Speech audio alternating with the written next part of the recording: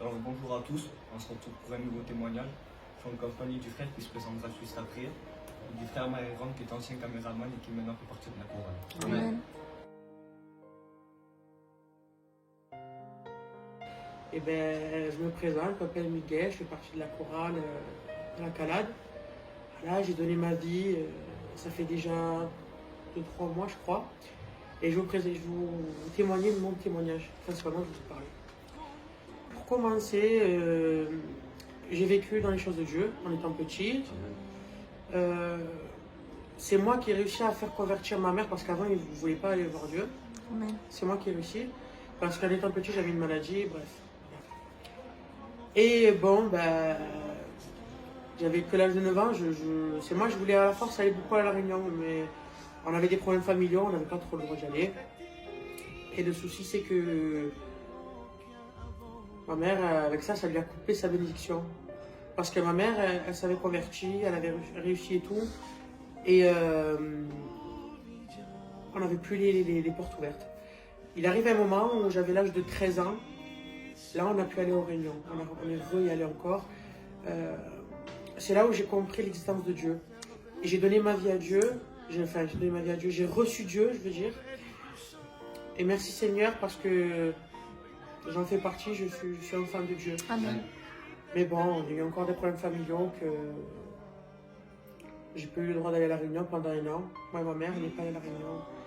Et c'était vraiment problématique pour moi et ma mère parce qu'on n'était pas alimentés de Dieu. Moi, je me réfugiais dans les réseaux sociaux, tout ça et tout. C'était pas bon du tout. C'était pas bon du tout. Jusqu'à un moment où j'ai vraiment des gros problèmes familiaux et j'ai eu même des envies de suicide. Voilà. Quand j'en ai parlé à ma mère, elle n'a pas cherché à comprendre. Elle est partie de Toulon, elle est venue à Marseille. Et ici, j'ai eu des portes ouvertes. J'ai pu me baptiser. J'ai pu avoir le don permanent, tout ça. Dieu. Merci Seigneur parce que je fais partie de ces gens-là. Et vous pouvez pas savoir comment ça réjouit mon cœur de faire partir enfant de Dieu. Amen. Voilà. Et quoi dire de mieux? Une vie sans Dieu, c'est pas une vie de mieux. Voilà. Que Dieu vous bénisse à tous. Alors on reconnaît bien le feu de l'ennemi. Il y a eu plusieurs problèmes dans sa vie, ce qui a fait qu'il n'a pas pu aller aux réunions pendant 1 an, je crois. Oui.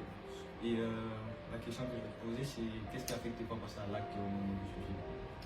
Eh bien, clairement, c'est parce que j'ai entendu la voix de Dieu. Dieu m'a parlé. Et moi, je ne comprenais pas. Je me disais, je deviens fou. Pendant 3 fois, il m'a parlé. Et pendant 2 fois, je l'ai nié. Je devenais fou. Je me disais, il faut m'enfermer. Et à la 3e fois, j'ai compris que Dieu m'aimait vraiment et qu'il me voulait pour lui. Amen. Alors c'est un très beau témoignage que le frère nous a donné. Merci. Comme il a dit quand il était au plus bas dans sa vie, il voulait en finir avec sa vie. Le Seigneur lui a montré qu'il était toujours auprès de lui. Oui. Et si vous aussi vous êtes toujours dans un cas pareil, que vous voulez en finir avec votre vie, sachez que le Seigneur vous aime et qu'il a Amen. vous sortir des ténèbres et vous ramener à la lumière. Alléluia.